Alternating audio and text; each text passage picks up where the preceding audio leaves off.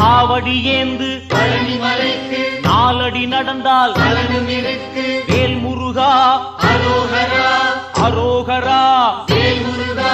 காவடி ஏந்து பழனி மலைக்கு நாலடி நடந்தால் பலனும் இருக்கு. வேல் முருகா அரோகரா அரோகரா வேல் முருகா.